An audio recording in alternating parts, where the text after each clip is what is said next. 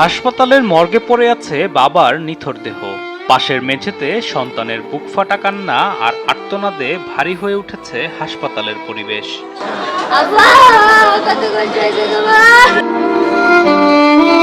মেঝেতে যখন সন্তানদের আহাজারি, ঠিক পাশেই নিস্তব্ধ বিল্লালের দুই স্ত্রী। দুর্বৃত্তের হামলায় ৮৫টি রাজনৈতিক মামলা কাঁধে নিয়ে দিন কাটানো বিল্লাল আর ঘরে ফিরবে না।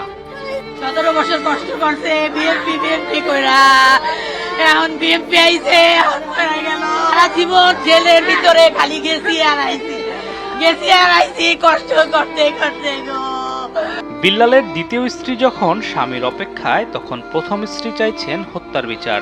যেন একটি পরিবারের সব স্বপ্ন এক রাতেই থমকে গেছে। আমি আমার স্বামীর হত্যার বিচার চাই তারেক ভাইয়ের কাছে, আমি আর কিচ্ছু চাই না। স্বজনদের অভিযোগ, দীর্ঘদিন ধরে এলাকায় চাঁদাবাজির প্রতিবাদ করতেন স্বেচ্ছাসেবক দলের রমনা থানার সাবেক নেতা বিল্লাল হোসেন তালুকদার, আর সে কারণেই তাকে পরিকল্পিতভাবে হত্যা করা হয়েছে।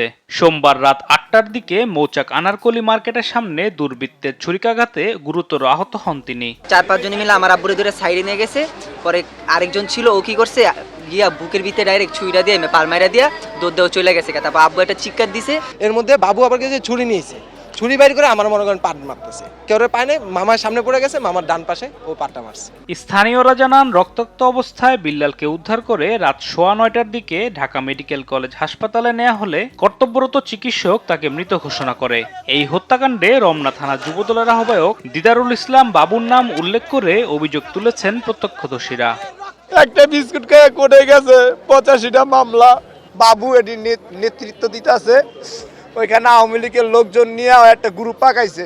বাবুর পিছে মহানগর এক নেতা আছে, সরাসরি ইন্ধনদাতা।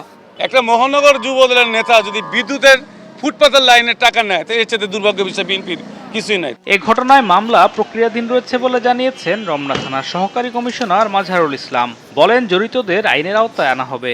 ভিক্টিমের পরিবারের সাথে আমাদের কথা হয়েছে, আমরা অভিযোগ প্রাপ্তির সাথে সাথেই মামলা গ্রহণ করব। আর মামলা গ্রহণের আগে থেকেই আমরা কাজ শুরু করেছি, এবং যারা এই ঘটনার সাথে সম্পৃক্ত তাদেরকে যাতে দ্রুততার মধ্যে আমরা আইনের আওতায় নিয়ে আসতে পারি, সে ব্যাপারে আমরা খুবই বদ্ধপরিকর।